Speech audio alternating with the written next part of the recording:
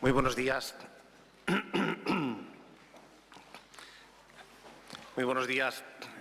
En primer lugar, agradecer al presidente de la Asociación Nacional Sociedad Civil Ahora, a Donaldo Cese Santonja,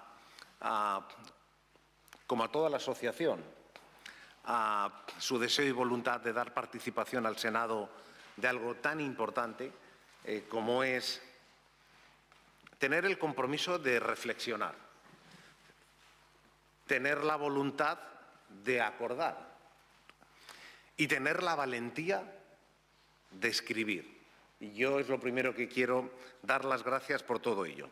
Por supuesto, agradecer al exministro de Industria, Turismo y Comercio, don Miguel Sebastián, que también nos acompaña, al presidente de la Cámara de España, don José Luis Bonet, al presidente de la Real Academia de Ciencias Morales y Políticas, don Benigno Pendás, al resto de autoridades y medios de comunicación que nos acompañan.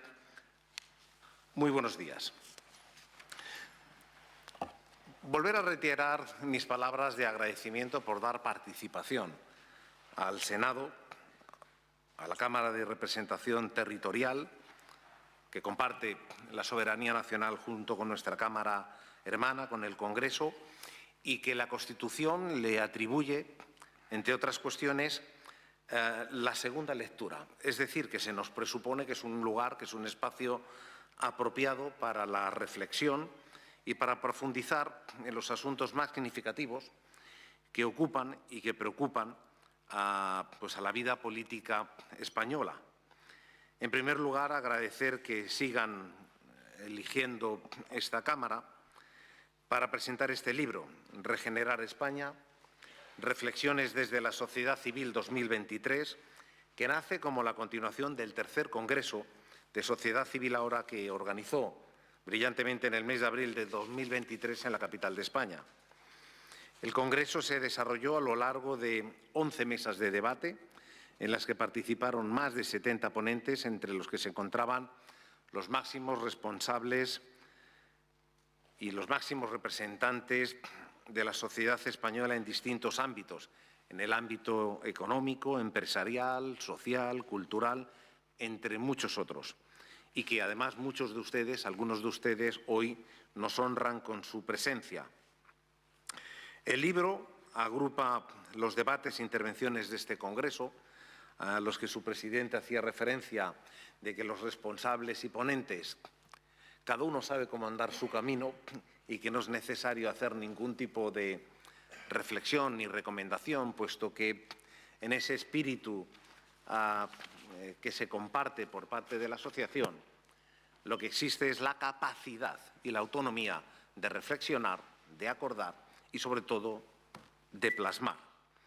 El libro agrupa los debates e intervenciones de ese Congreso junto con la declaración institucional, de ahí la valentía a la que hacía referencia anteriormente, con la intención de trasladar iniciativas para regenerar España basado en 5 puntos principales, algunos de ellos de gran trascendencia actual.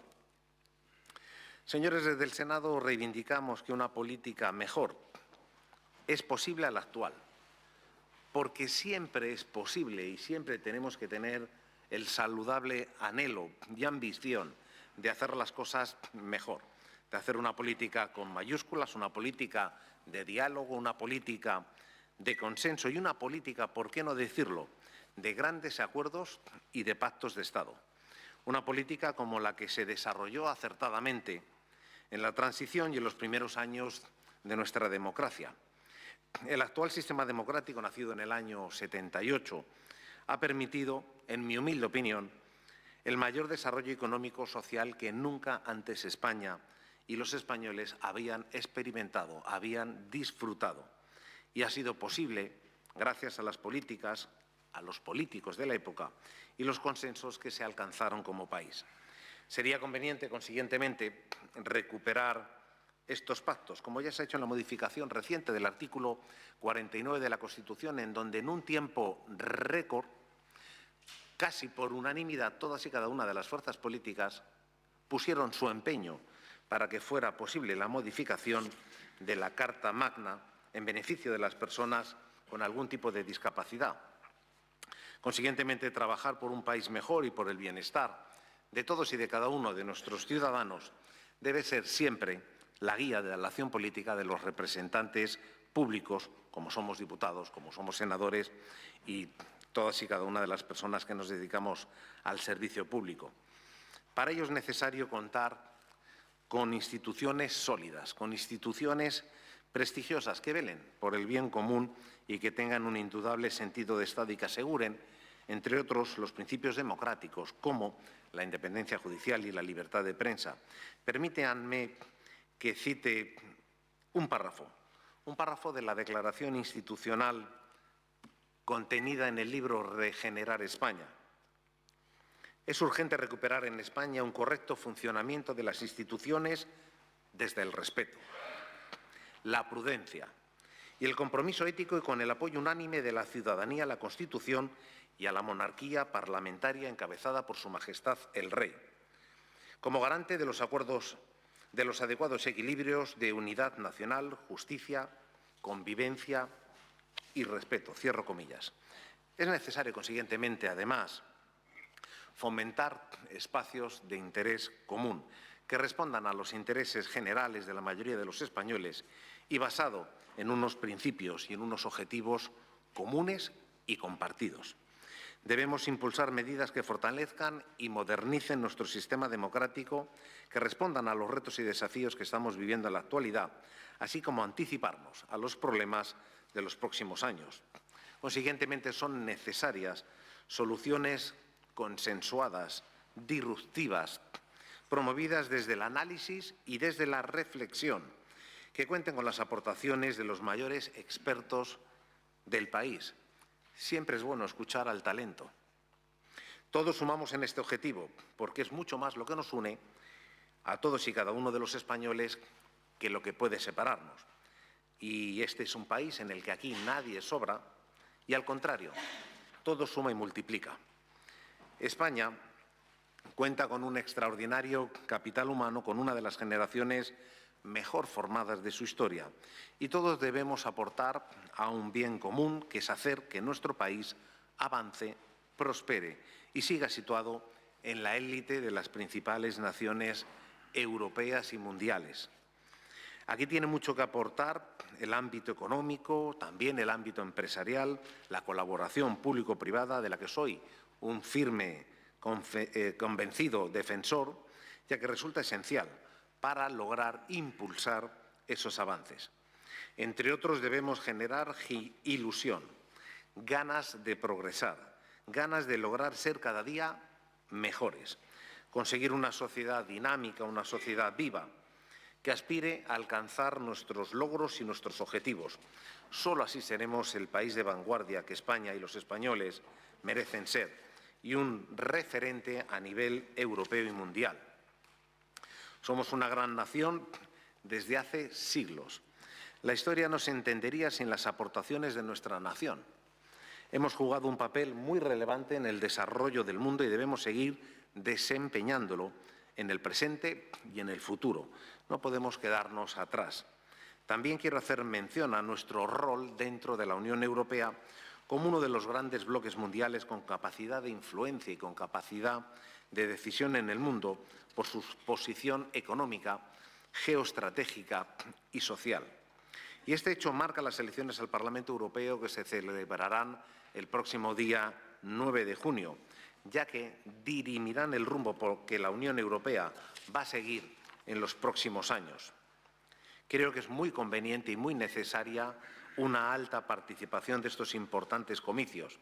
El Parlamento Europeo que se conforme debe contar con un amplio respaldo popular y debemos conseguir entre todos que la mayoría de los eurodiputados electos estén comprometidos con el proyecto europeo y con una Europa fuerte y con el gran peso internacional que le corresponde, ya que sería un fracaso colectivo que la Eurocámara estuviera regida por euroescépticos o por representantes de movimientos populistas, movimientos que buscan soluciones sencillas a problemas complejos.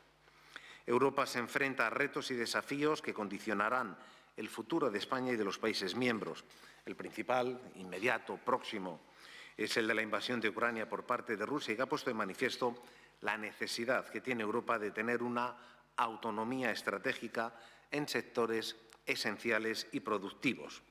Europa debe depender de sí misma, de nosotros mismos, y no de terceros países. Pero también deberá afrontar otros, como la posible ampliación de la Unión, la crisis migratoria, la posible desafección de los jóvenes con Europa, la digitalización o la transformación ecológica unida y asociada al desarrollo económico, entre muchos otros asuntos. Y, sobre todo, qué políticas y qué medidas implementar para que continúe el crecimiento y desarrollo económico de los países de la Unión. Los temas mencionados fueron objeto de debate y también objeto de análisis en el Congreso que Sociedad Civil ahora organizó hace un año. Reclamo, reivindico, defiendo que son necesarias asociaciones y movimientos transversales como Sociedad Civil ahora, que planteen ideas desde una posición crítica, tan crítica como leal y constructiva. ¿Para qué? Para modernizar las instituciones, para regenerar nuevos modelos o para repensar el liderazgo de España en Europa y en el mundo. La política y la sociedad civil deben caminar unidas, deben retroalimentarse y complementarse. No se entiende una política sin contar con la sociedad civil, ni una sociedad sin contar con la política. Por este motivo, agradezco de manera muy sincera la labor y el trabajo que se desarrolla de manera ardua desde Sociedad Civil ahora, porque contribuye a aportar nuevas ideas a la política y a aportar nuevas ideas a la sociedad. Plantea debates críticos, constructivos, sobre los principales asuntos que incumben a nuestra sociedad, surgidos desde la propia sociedad, desde sus propias necesidades, y lo hace alejado de la polarización que existe en estos momentos. Consiguientemente, os animo a continuar en esta labor y a que sigáis colaborando con el Senado para llevar a cabo la presentación de estas conclusiones, documentos, análisis, debates que emanan de vuestros congresos. Finalizo dando paso al presidente de Sociedad Civil ahora, a don Aldo Ostese. Estimado Aldo, te cedo la palabra. Te agradezco de manera muy sincera, en representación de todas y cada una de las personas que participan de este proyecto tan conveniente como necesario y oportuno, y simple y llanamente pues desearos el mayor de los éxitos, no solamente en esta presentación, que no es sino que la escenificación del resultado de la reflexión, del esfuerzo, del debate, del análisis crítico y, vuelvo a reiterar, de la valentía de plasmarlo por escrito. Muchísimas gracias.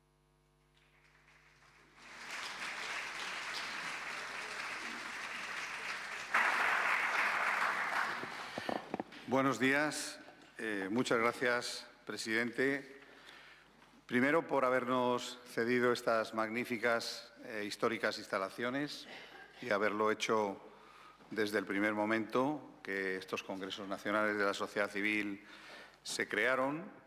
Y segundo, y muy especialmente, muchas gracias por tus palabras, dichas en este salón noble y por una personalidad como tú, tienen un gran valor, más allá de la fuerza institucional que tu cargo tiene y representa, por la fuerza moral que, dichas por una persona como tú, pueden representar frente a la ciudadanía. Nosotros creemos mucho en lo que tú has dicho y agradezco enormemente que hayas interpretado tan correctamente cuáles son nuestros objetivos, los principios que nos mueven, los anhelos y también, por qué no decirlo, las esperanzas que como ciudadanos tenemos.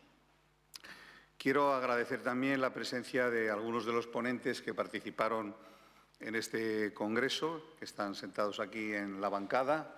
Benigno Pendás, presidente de la Real Academia de Ciencias Morales y Políticas, un representante muy cualificado de la sociedad civil más ilustrada. El exministro Miguel Sebastián, profesor de Economía, uno de los grandes economistas de España, y José Luis Bonet, presidente de la Cámara de Comercio de España. Tenían que estar también Carmen Calvo, presidenta del Consejo de Estado, y Ana Pastor, presidenta de la Comisión de Seguridad Nacional del Congreso de los Diputados, política conocida del Partido Popular de largo alcance, pero sus compromisos institucionales. Ana tiene que estar votando en este momento en el Congreso. Carmen Calvo tiene que presidir un pleno que se ha complicado y se ha retrasado.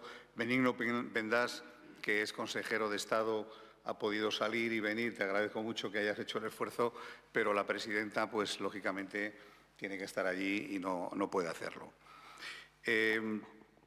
También agradezco mucho a todos los que habéis decidido acompañarnos hoy aquí. Estas primeras filas, presidente, son muy significativas. Tenemos a la embajadora de Marruecos en esta esquina, tenemos a la embajadora representante de Irak en esta otra esquina, tenemos al padre Ángel, tenemos al secretario de Estado que fue de Asuntos Exteriores, un diplomático, tenemos varios senadores aquí representados, el teniente general, general de Ejército San Roldán. Somos una representación variopinta y ilustrada, como bien has dicho, de la sociedad civil española, con un propósito común, que es hacer las cosas bien desde la excelencia, desde el rigor, aportar, contribuir, colaborar, todos los adjetivos que podamos imaginar en positivo para que este proyecto de sociedad civil que nosotros modestamente podamos representar, la sociedad civil es muy amplia, lo que nosotros podamos representar desde esta asociación, que somos una treintena de fundaciones, institutos de pensamiento que nos organizamos para hacer estos congresos nacionales de la sociedad civil y debatir una vez al año, sacar conclusiones. ¿Para qué? Para ofrecéroslas a quienes verdaderamente podéis realizar los cambios que la sociedad civil y la sociedad en general necesitamos, que sois los que podéis hacer las leyes. Pero aquí quiero añadir un concepto que también es fundamental. Las cosas en un país no cambian solamente porque cambien las leyes, sino porque cambien la conducta de los ciudadanos. La conducta de los ciudadanos puede cambiar coercitivamente de obligado cumplimiento, pero también puede cambiar voluntariamente por convicciones, por consensos, por acuerdos, por voluntades individuales de cada uno de nosotros tendentes a hacer las cosas mejor, a conciliar, a compartir y a todo lo que ha dicho el presidente del Senado, que dicho desde una institución como el Senado tiene mucho valor. Nosotros nos reunimos aquí desde el primer momento, presidente, porque es la Cámara Territorial y quisimos rápidamente salir de esta sociedad civil capitalina que al final éramos los de siempre y tratamos de permear en toda España, como es nuestra obligación y es natural y lógico, ¿no? Y el segundo congreso fue en Valencia y el próximo del año ya de este año va a ser en Sevilla y hacemos alternativamente uno en Madrid y uno fuera de Madrid, porque entendemos que esta sociedad civil debe articularse en torno a esa territorialidad que caracteriza y muy bien a nuestro país, bien administrada y bien entendida también desde la colaboración sana y leal de la sociedad civil. Para nosotros representa mucho este apoyo institucional que en un acto como hoy se pone de manifiesto. También ese apoyo moral que tú acabas de transmitir. Ojalá hubiera muchos políticos que se expresasen como tú y que pudiesen darnos esos estímulos positivos que tú nos has dado. Nosotros siempre hemos pensado y defendemos que no hay misión más noble que la actividad política, el poder representar a los ciudadanos de tu país, hacerlo desde la nobleza, desde la inteligencia, desde la cooperación, desde todos los valores buenos y sanos que deben imperar en la vida política y que muchas veces se difuminan o se pierden en la controversia y en la confrontación diaria, ¿no? Pero ahí estamos vosotros y nosotros para reclamar esa dignidad de la política y esa importancia, esa fortaleza de la política, pero también, y no menos cierta, esa fortaleza de la sociedad civil que, unida y bien organizada, también puede y debe colaborar de una manera sana y leal con la clase política, ayudando en todo lo posible, nunca tratando de suplantar, sino verdaderamente poniéndonos a vuestro lado y a vuestro servicio desde nuestras contribuciones modestas, pero leales, para que vosotros podáis también hacer vuestro trabajo cada día mejor, en la medida en que queráis cogerlo. Una de las satisfacciones que nosotros tenemos, grande, además de poder reunirnos en este acto solemne, es que mucha gente nos agradece estos libros y nos dice, oye, me sirven para hacer discursos a los políticos, me sirven a los empresarios para tomar ideas, a los alcaldes. Recibimos un montón, curiosamente, de felicitaciones de embajadores de países extranjeros que ponen de relieve que estas son iniciativas muy únicas, que no existen en casi ningún país y que tenemos que mimar, tenemos que cuidar para que sirvan de ejemplo, no solo dentro de nuestras fronteras, sino también fuera. Vivimos en el mundo, vivimos en Europa, somos ciudadanos de la tierra y de nada sirve que nos vaya muy bien aquí si a nuestro vecino le va muy mal y viceversa. Dicho esto, entro ya a resumir brevemente qué significa este movimiento de los congresos de la sociedad civil. Es lo más cercano a un think tank itinerante y permanente, donde de media nos reunimos entre 70, 80, 90, 100 ponentes de alto nivel a discutir sobre las grandes cuestiones que afectan a nuestro país, a nuestra Europa o a nuestro mundo.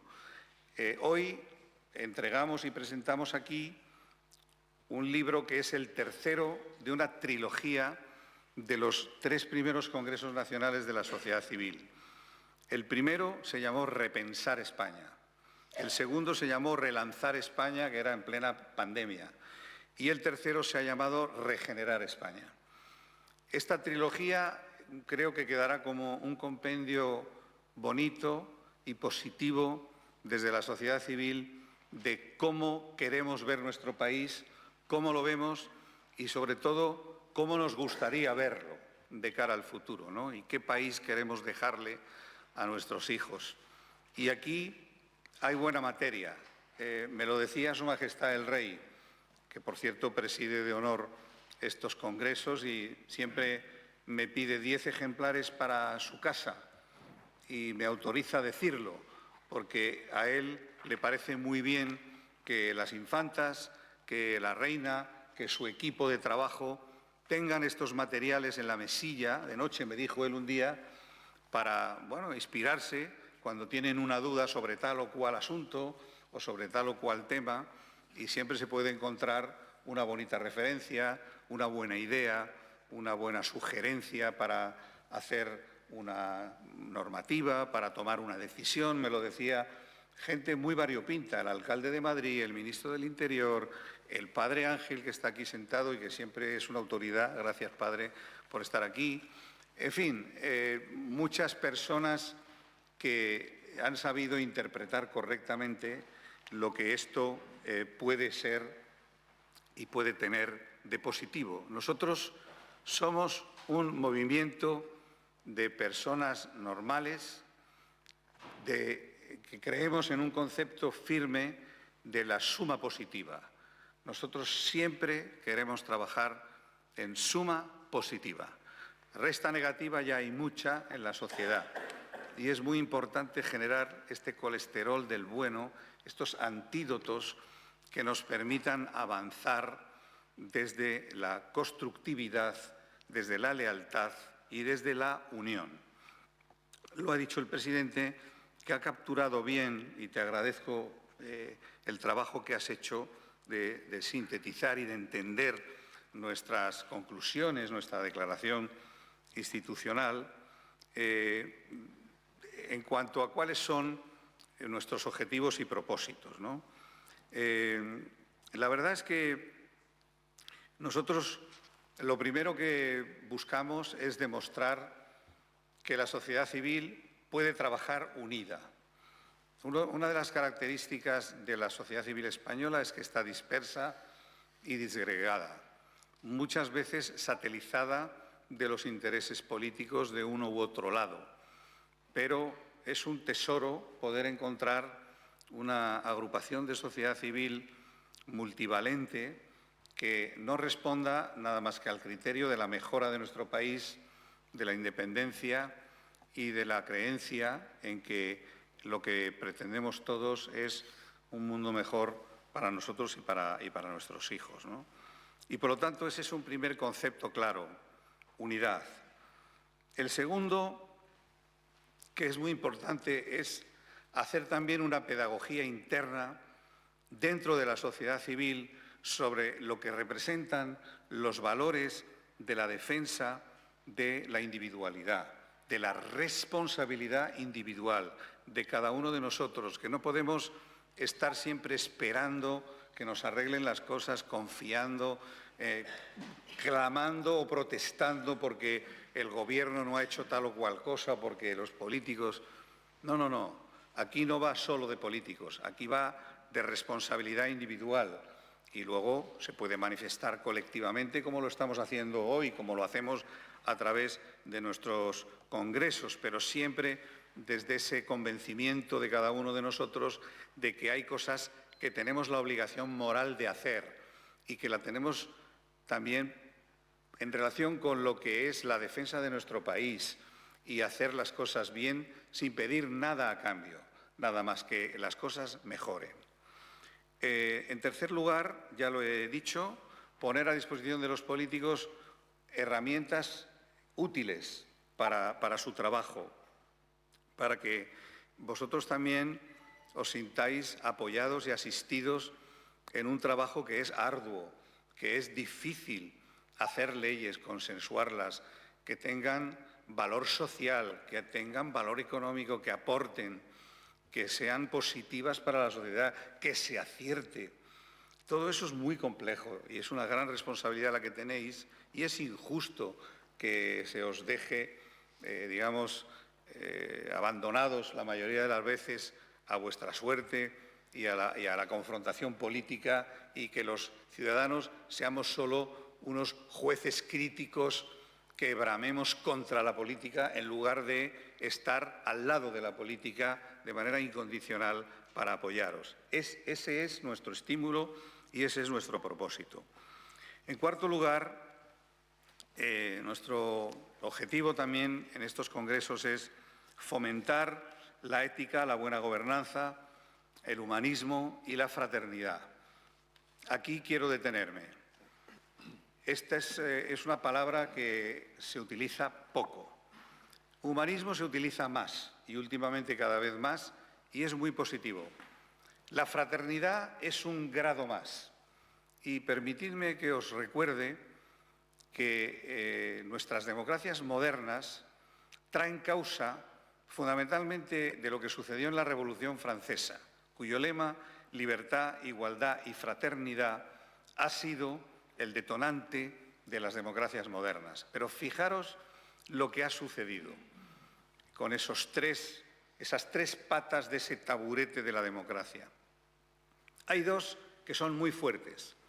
La libertad, le hemos dedicado toneladas de leyes en el mundo entero para defenderle. Cada día es algo que primorosamente tenemos que cuidar y defender. Y nadie tiene duda sobre ello. La igualdad empieza a ser lo mismo. No tanto como las libertades, porque hemos empezado más tarde con ello, pero también. Pero fijaros que esta tercera pata de la fraternidad es el hermano pequeño. Se ha quedado como jibarizado. Y es un taburete de dos patas, no se puede sostener. Y muchos de nosotros pensamos que lo que falta aquí es una expresión potente de fraternidad en diferentes ámbitos.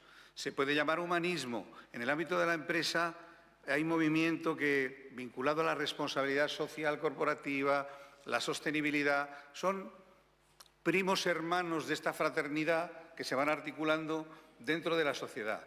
Pero esa fraternidad que está en el corazón de cada uno de nosotros, que no se puede regular en el Boletín Oficial del Estado. Este señor y estos señores que están aquí y señoras, senadoras y diputados, no pueden promover una ley para aumentar nuestra fraternidad. No pueden decirnos, vaya usted los viernes por la tarde a hacer tal o cual obra de caridad, acompañe al padre Ángel o a cualquiera de las otras personas que también están aquí, Conrado, gracias, también de la Fundación Madrina, gente que está cada día intentando ayudar a sus semejantes sin que nadie te lo tenga que poner en un artículo del Boletín Oficial del Estado. Y esto es algo que nosotros también, presidente, trabajamos y pretendemos trabajar cada vez más porque seguramente nos iría bastante mejor. Da un poco de pudor hablar de esto porque te mira la gente como diciendo, va, este no tiene ni idea de lo que es la vida es dura, la vida es confrontación, la vida es, te aplastarán si no eres... No. A mí, siendo fraterno, no me va a aplastar nadie, y al padre Ángel tampoco. A lo mejor no siéndolo, sí, porque siempre habrá un enemigo mayor, siempre habrá alguien más malvado que tú, y es lo que vemos en nuestro mundo, y es lo que tenemos que dejar de ver. También lo ha dicho muy bien el presidente, y lo agradezco enormemente, esa visión del mundo en paz que todos tenemos la obligación moral de defender. También tenemos la misión de fomentar el europeísmo, que es muy importante en España y es poco relevante para lo que debiera ser. Lo digo en un momento que afrontamos las elecciones europeas, que también es un gran momento, pero hay que tener ese sentimiento europeo, y eso no cae del cielo, también hay que entrenarlo, no solo por estar España geográficamente situada en Europa, se puede tener un sentimiento de europeísmo hay que trabajarlo, hay que cultivarlo. Y bueno, en definitiva, y voy a ir concluyendo, no voy a extenderme mucho en esa declaración institucional porque está en el libro y me tiraría una hora aquí explicándola, ni en las conclusiones, pero sí que quiero dejar aquí unas conclusiones esenciales. Una la ha capturado el presidente muy bien cuando ha dicho es mucho más lo que nos une que lo que nos separa. Esto es evidente y palmario, pero no es algo que podamos concluir de ver nuestros telediarios o de escuchar la confrontación política. Parece como que haya unas separaciones profundísimas, un abismo, cuando la realidad es que incluso entre las fuerzas políticas hay mucho más que nos une que nos separa. Segundo, es urgente una regeneración institucional y democrática de nuestro país. Nosotros vivimos en un país democrático, los que viajamos mucho, pues nos damos cuenta de que vivimos en un país de privilegio también por su grado de democracia. Pero no es suficiente. Hay que regenerarla cada día como el amor en un matrimonio. Hay que regarlo. Y la democracia hay que cuidarla, hay que mimarla, y en eso debemos estar, y es una de las conclusiones que siempre sacamos. No es de este tercer congreso, sino de todos. En general lo ha sido. Otra conclusión muy importante es que tenemos que trabajar más todo lo europeo. La presencia de lo europeo en España y de España en lo europeo tiene que ser mucho más importante. De esto parece que se ocupaban los diplomáticos, se ocupaban los políticos. No. Nos tenemos que ocupar todos los ciudadanos, tenemos que dedicarnos una parcela de nuestro tiempo a cultivar ese europeísmo, a defenderlo y a predicarlo, ¿no? Y bueno, por último, también decir, en este congreso se llegó a la conclusión, que también lo ha mencionado el presidente, de que Europa tiene que tener un papel más relevante en el mundo.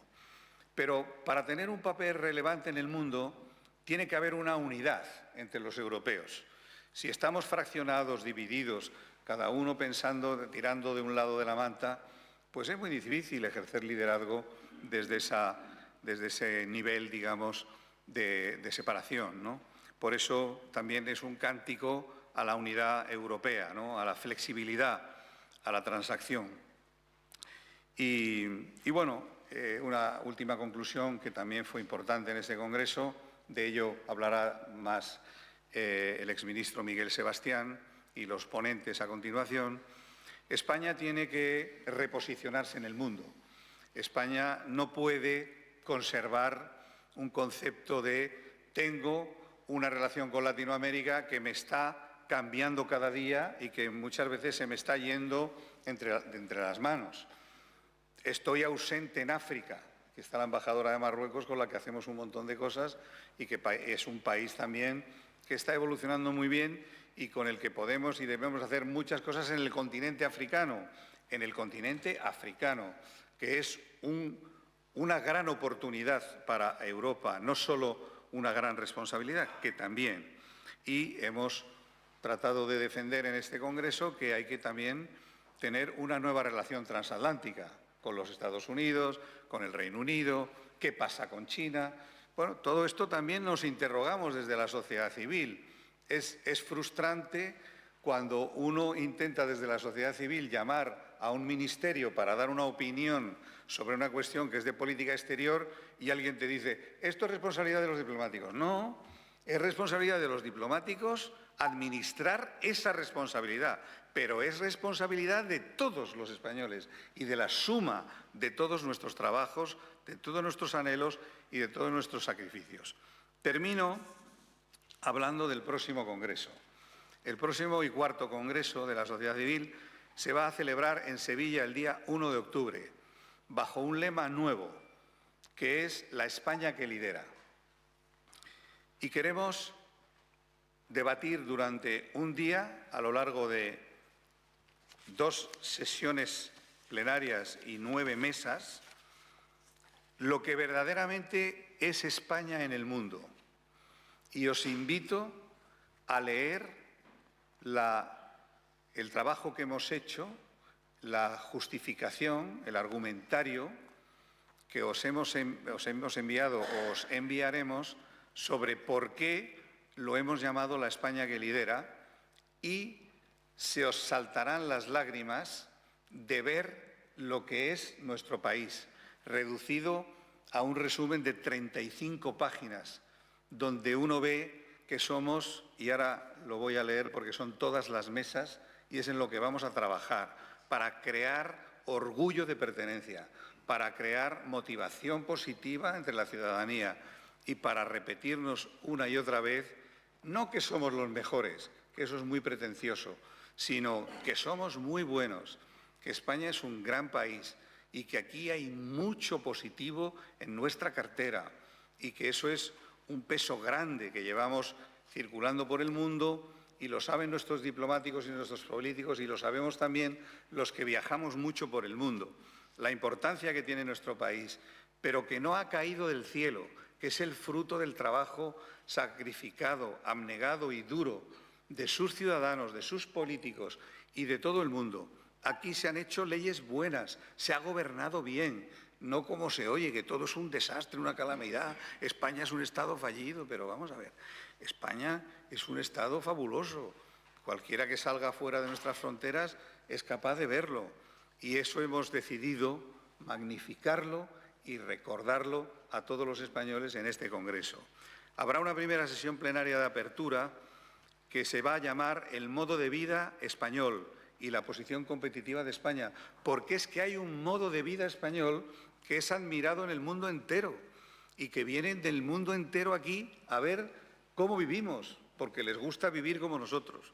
Una sesión primera que se llamará Un liderazgo en calidad de vida, con 2 mesas, España un paraíso para vivir y España el país más atractivo del mundo para visitar, porque es verdad, no nos estamos inventando nada. Una sesión segunda sobre un liderazgo sostenible y humanista, porque es verdad que España es líder en sostenibilidad mundial y lo vamos a debatir y lo vamos a demostrar. Y España, segunda mesa, campeón mundial en cultura, deporte y educación de posgrado.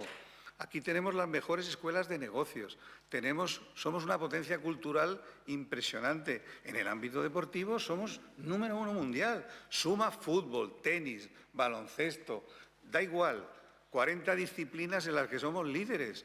Y estamos todo el día aquí en la tristeza, en la pelea, en el desastre que tenemos. No, no, no. Tenemos un país que es maravilloso y lo vamos a poner en valor en este Congreso. Ese liderazgo sostenible y humanista es muy potente en el mundo. Es un eje transformador de la sociedad mundial. Lo repiten muchos de nuestros políticos. Y gracias a Dios tenemos las herramientas. Y se va a discutir en este Congreso al que os animo a venir. La sesión tercera, un liderazgo competitivo y eficiente. Porque además España es líder mundial en el desarrollo de infraestructuras estratégicas y críticas a nivel mundial. Me da igual puentes, autopistas, puertos, sistemas de control aéreo. Es impresionante. Cuando hemos hecho este argumentario, nosotros mismos decíamos, pero madre mía, esto requeriría de abrir los telediarios cada día con un ¿cómo se llama?, un publireportaje pagado por el Gobierno que dijera, señores españoles, recuerden que somos esto y esto. Hemos hecho esto y hacemos esto y lo hemos hecho de esta manera. Esa tendrá dos mesas. España, líder en desarrollo de las infraestructuras estratégicas críticas a nivel mundial, y España, líder europeo en finanzas y seguros. Ustedes seguramente no lo saben, pero la estadística canta. España es el país líder en el mercado financiero, bancario y de seguros en Europa, por número de entidades, por su tamaño, por el EBITDA que consiguen, por su rentabilidad, por el número de clientes, por el número de oficinas. Basta ya de decir que esto es una ruina, pero si esto es una auténtica maravilla. La última sesión plenaria de clausura serán los grandes desafíos y las oportunidades para España, porque no todo es perfecto. Claro, tenemos desafíos pendientes que tendremos que debatir, que tendremos que explicar y que tendremos que confrontarnos, porque es verdad que, por poner un ejemplo, en educación posgrado somos líderes mundiales, pero en la educación básica no, por decir algo. Y hay otras muchas cosas en las cuales tenemos muchas cosas pendientes. Termino y, como se ve, no he leído ni una sola frase, pero voy a leer la que he redactado esta mañana para despedirme de todos ustedes y del presidente del Senado, porque no quiero olvidarme ni una sola de sus letras. Somos un proyecto de gente bien intencionada, de buenos padres y madres de familia, que queremos dejar el mejor país para nuestros hijos y disfrutar de una convivencia sana y en paz que nos permita disfrutar sin limitaciones de un país maravilloso como es España. Muchas gracias.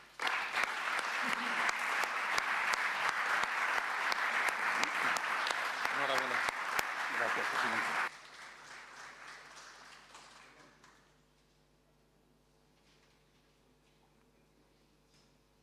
Bueno, agradecemos mucho al presidente del Senado que nos tiene que abandonar.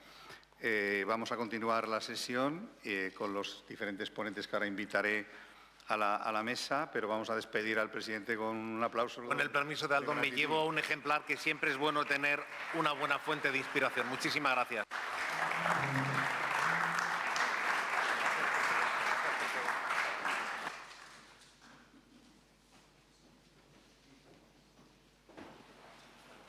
Bueno, pues invito, por favor, a la mesa al señor Sebastián, Benigno Pendas y aquí, por favor, José Luis Bonet.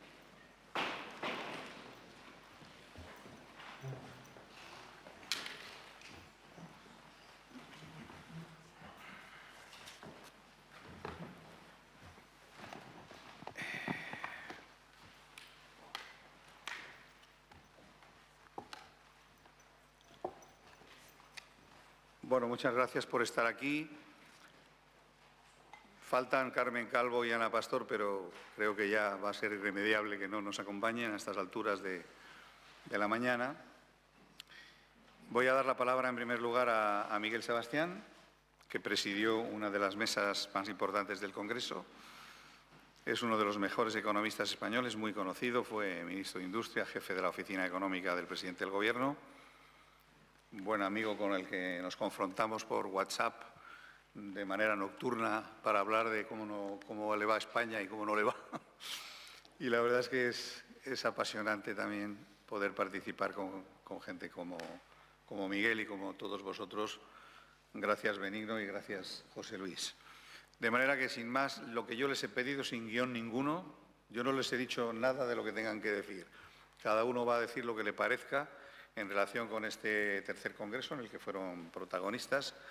También lo fueron el general San Roldán, que está aquí, el embajador de Benito, el padre Ángel y otros, Petra Mateos, Ana Bujaldón, en fin, veo también a mucha gente que nos acompaña y que no puedo mencionar a todos, pero que agradezco mucho vuestra presencia aquí y ellos darán testimonio de lo que nos pareció este congreso. Adelante, Miguel, por favor. Muy bien, pues muchas gracias por la invitación, por la asistencia. Esta ha sido la segunda vez que participé en el segundo congreso en Valencia y ahora en el tercero de Madrid. No sé si me invitarás para el cuarto, aunque es bastante sugerente. Y voy a hablar muy brevemente de mi mesa.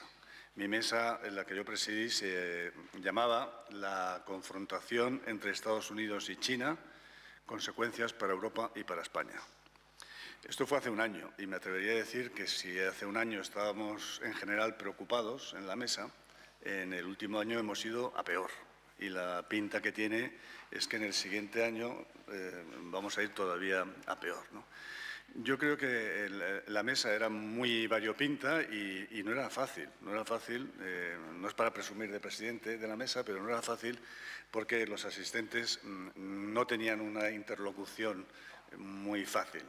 Estaba Miguel Ángel Fernández Ordóñez, que fue, aparte de secretario de Estado de Hacienda, gobernador del Banco de España, como saben ustedes. Estaba Rodrigo Rato, que fue vicepresidente del Gobierno y ministro de Economía y director gerente del Fondo Monetario Internacional.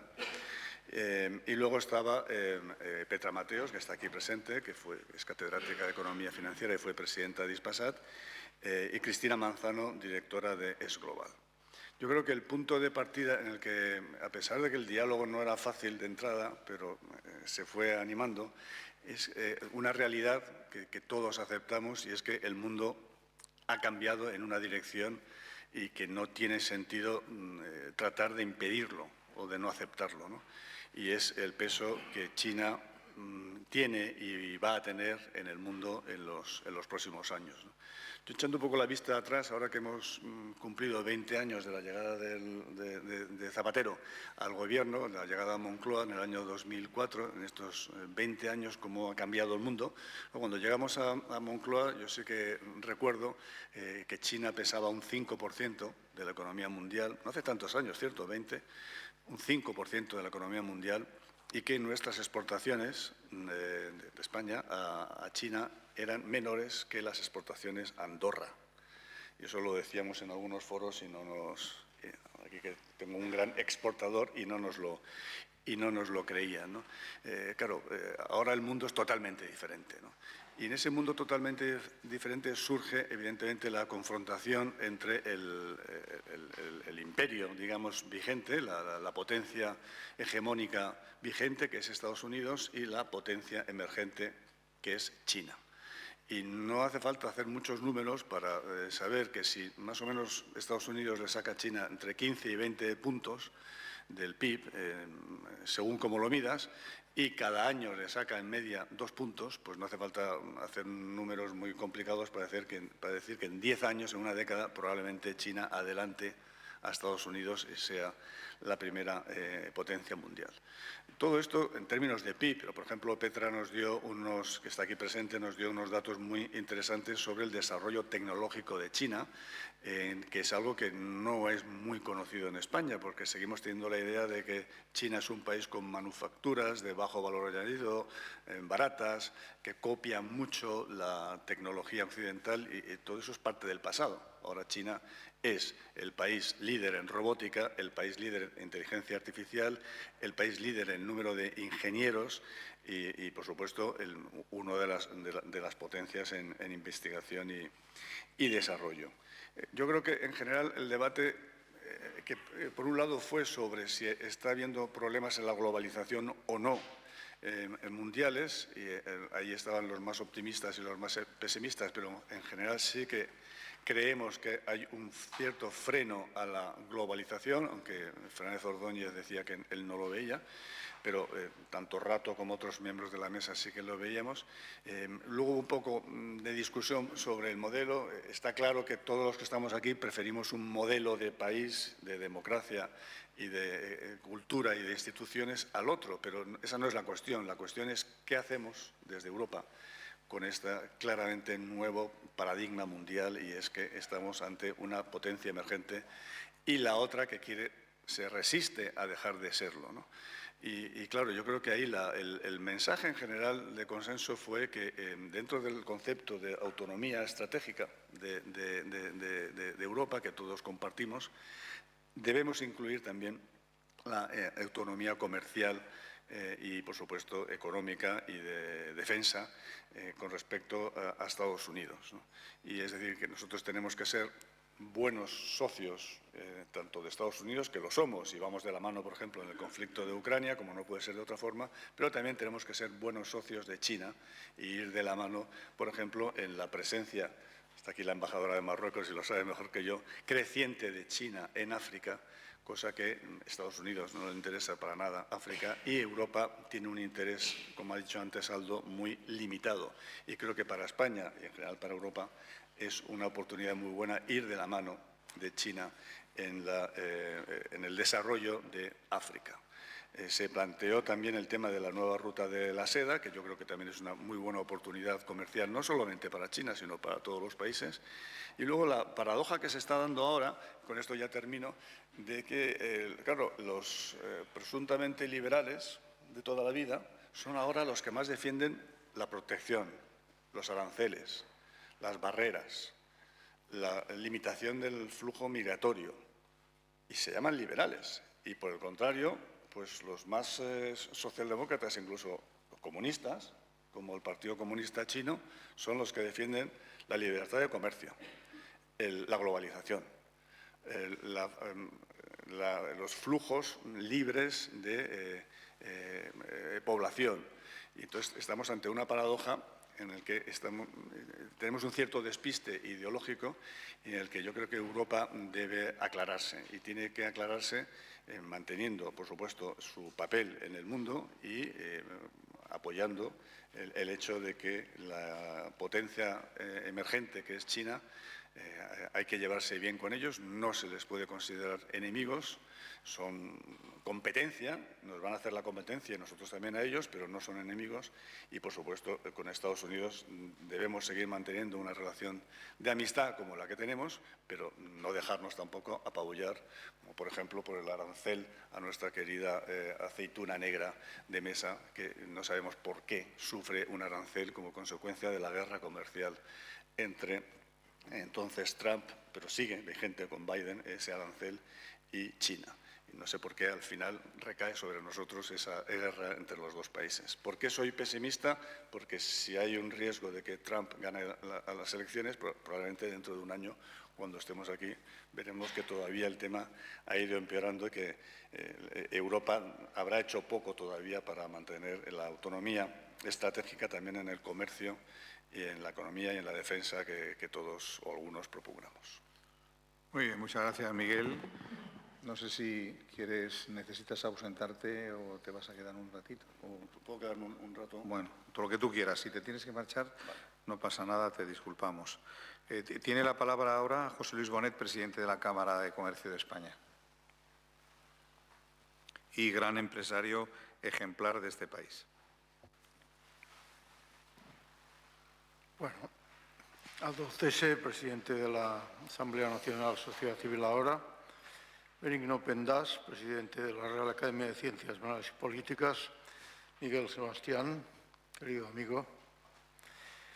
Señoras y señores, en primer lugar, dar las gracias a Aldo Cese por invitarme, primero por impulsar estos congresos, particularmente el primero que he participado es el tercero ¿no?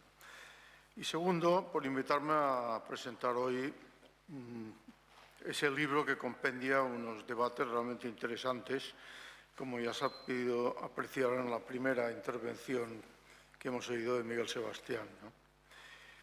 Yo en ese congreso intervine en la sesión inaugural bajo el título de La España que nos une y que tuve la fortuna de poder compartir con el propio Aldo Cese, Benigno Pendas, Alex Cortés y Silvia Iranzo. Y empecé con una apreciación personal diciendo que durante 50 años he tenido el privilegio, la suerte de poder compartir el ser empresario en la empresa de mi familia y, por otro lado, ser profesor de Economía Política y Hacienda Pública en la Facultad de Derecho de la Universidad de Barcelona. Y dije que de ambos mundos yo había extraído una enseñanza que es la de las 3 Ts, ¿no? Que son la clave del éxito de cualquier persona, de cualquier empresa, de cualquier institución que podamos considerar. Las 3 T son el talento, el trabajo y la tenacidad. Si aplicas eso, normalmente logras, ¿no? Aunque en este momento habría que añadir una 4ª T, que es la de transformación. Estamos en tiempos de necesaria transformación. También hice referencia, y estoy muy alineado con el discurso que ha hecho tanto el presidente del Senado como Aldo Cese, a la necesidad de que las instituciones, la Cámara de Comercio también, defendamos a las instituciones, ¿no? Y el papel clave dentro de esta defensa institucional que han tenido las empresas en la economía social de mercado como sistema consagrado en la Constitución 78 en nuestro país. A él se ha debido a que las empresas han desarrollado un papel protagonista con cooperación público-privada, porque el Estado también es importante, el salto prodigioso que ha dado España y al que se ha hecho referencia ya aquí antes, ¿no? Para dar 2 cifras, en el 75 España tenía un PIB per cápita de 1.000 euros, un país subdesarrollado, y ahora estamos cerca de los 30.000. O sea que esto ha cambiado mucho, ¿no? El país es distinto. Hablando de la exportación sobre el PIB, en aquel momento estábamos en el 11%, ya estamos en el 43, 44%. Por tanto, hemos cambiado mucho, ¿no? A mejor. Evidentemente, las empresas han tenido un papel ahí fundamental y los valores que las acompañan, ¿no? Yo defiendo esto mucho porque creo en ello. Perseverancia, integridad, intuición, inteligencia, osadía, pragmatismo, sentido del riesgo calculado, flexibilidad, capacidad de adaptación, excelencia, compromiso, propósito, entusiasmo, pasión y afán de logro. Son imprescindibles y hay que defenderlos, ¿no? Pero si crucial ha sido el papel del tejido empresarial hasta aquí, pues todavía va a serlo más ahora, porque de las empresas, evidentemente con cooperación público-privada, va a depender esa transformación de la que he hablado. Y ahí están las grandes compañías españolas, pensemos en los PERTEs, son cosa suya, acompañados de algunas pymes, pero particularmente de ellas, que tienen que realmente aprovechar esta posibilidad extraordinaria de los fondos Next Generation, ¿no? Pero también las pymes. España es un país de pymes. 99% de nuestro PIB, pymes, ¿eh? Yo creo que 99% de nuestras empresas, no de nuestro PIB. Pero ahí se deberá poner el acento, porque efectivamente si las pymes no aprovechan la Next Generation para transformarse, pues no haremos bien los deberes, ¿no? Y deben hacerlo en las líneas estratégicas que marcan estos fondos Next Generation, ¿no? Digitalización, sostenibilidad, formación, especial énfasis en las competencias digitales, la formación profesional, por otro lado, y el fortalecimiento de la relación universidad-empresa, que yo que he vivido en los dos campos me parece la clave, ¿no? Por otro lado, no están los fondos Next Generation, pero España lo necesita mucho. La internacionalización, completar ese recorrido que queda, que es inmenso, y el emprendimiento. Si decimos que las empresas son los protagonistas de ese salto que hemos dado, pues habrá que buscar que haya más sentido emprendedor y más empresas, ¿no? Y ojalá hubiera, por otro lado, consenso político, que no lo hay ni se le espera. Pero por lo menos hay esa cooperación público-privada que va a más, lo han dicho antes en los dos parlamentos iniciales, ¿no? Porque efectivamente eso es una necesidad. Y dentro de esa necesidad pues habrá que revisar unas cuantas cosas. Yo hice alusión a una de ellas en el pasado año, ¿no?, cuando me referí al sistema fiscal y dije, cuidado con la voracidad recaudatoria que nos invade, ¿no? Porque sí, hay que hacer una consolidación fiscal, pero no a base de voracidad recaudatoria, ¿no?, sino a base de ver los dos lados de la balanza, es decir, el gasto y el ingreso. Y en el gasto, pues hay mucho que mirar, ¿no? Sobre todo en un estado de las autonomías, que ha sido un acierto sin ninguna duda, pero que puede pecar de duplicidades innecesarias, ¿no? Por tanto, hay que ver los dos lados de la balanza. El gasto, por supuesto, en qué gastamos, y por el lado de los ingresos, referirse menos a la presión fiscal. Dicen, España tiene menor fiscal que países más adelantados como Francia, ¿no?, sino al esfuerzo fiscal, ¿no?, porque quizá ellos, el esfuerzo fiscal es menor cuando realmente tienen más posibilidades, ¿no? Por tanto, ojo al esfuerzo fiscal. Y esto creo que también debe decirse, ¿no?, reflexionar sobre ello y avanzar. Y por tanto, a esto me referí el año pasado. Me parece que hay que felicitar a Aldo Cese por el impulso que da a esta sociedad civil ahora y a los premios que nos ocupan en este momento, porque realmente son una necesidad de país. Y en ese sentido sabe que cuenta con la colaboración de la Cámara de Comercio de España en todo caso. Muchas gracias.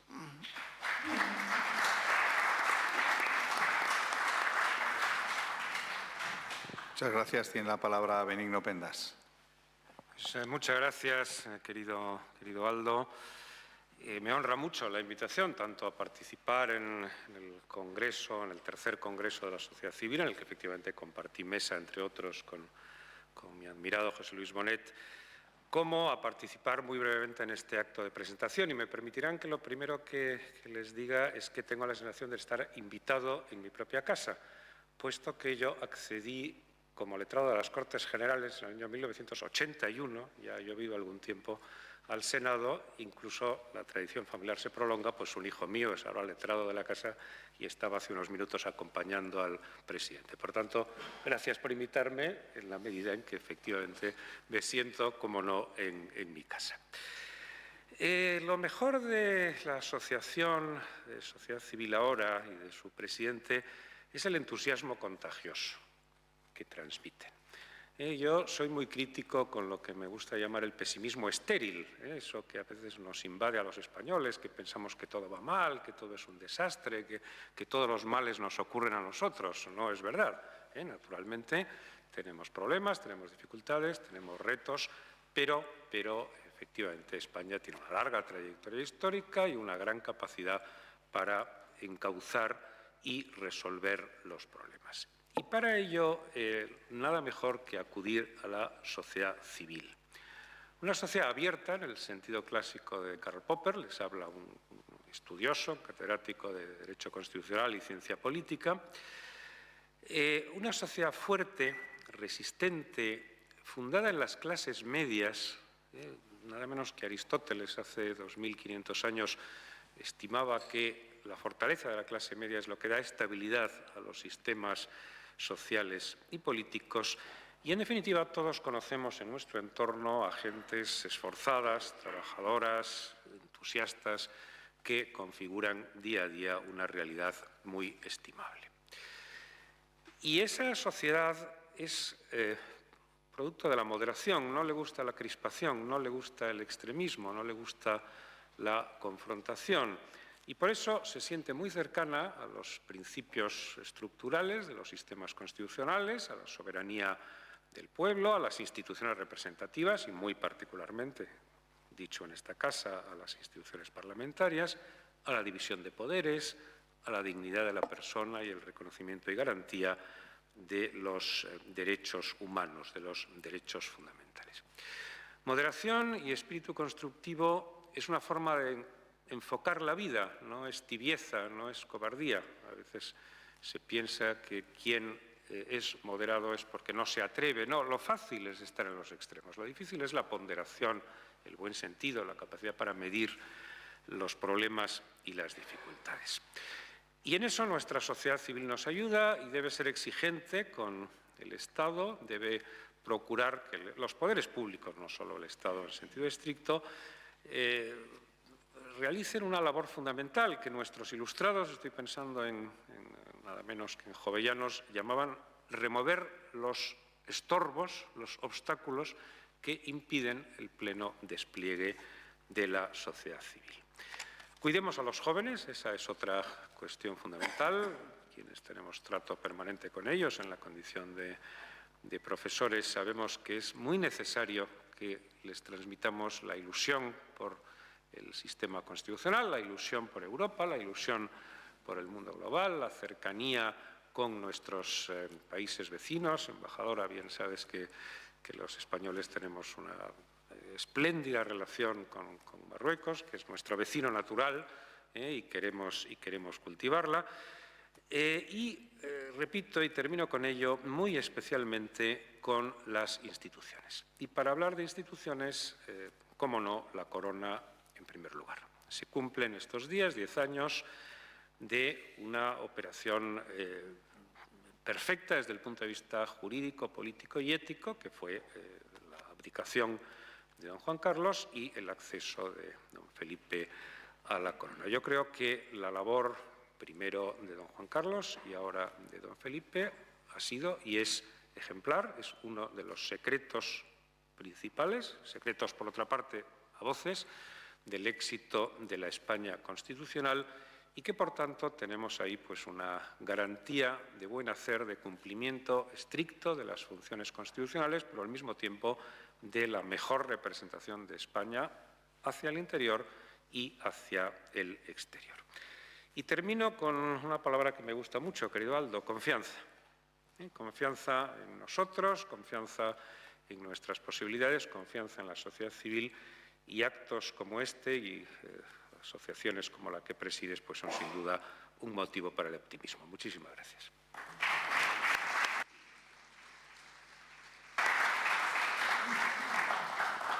Bien, hemos llegado al final de este acto. Aprovecho para saludar a Paco Fonseca, que estabas ahí detrás, no te había visto, uno de los ponentes también de nuestro congreso, un gran europeísta porque se ha pasado toda la vida trabajando en la Comisión Europea. Y, bueno, creo que ha sido un bonito acto, un acto elocuente de una puesta en escena que también es importante en esa colaboración público-privada entre sociedad civil y política. Agradezco mucho la presencia de todos ustedes. Les invito a venir al Congreso de Sevilla. Sevilla es una ciudad maravillosa para visitar en cualquier época del año. El 1 de octubre es una buena fecha y allí les esperamos para este congreso bajo el lema de la España que lidera. Muchas gracias y que tengan un buen día. Muy bien, oye, pues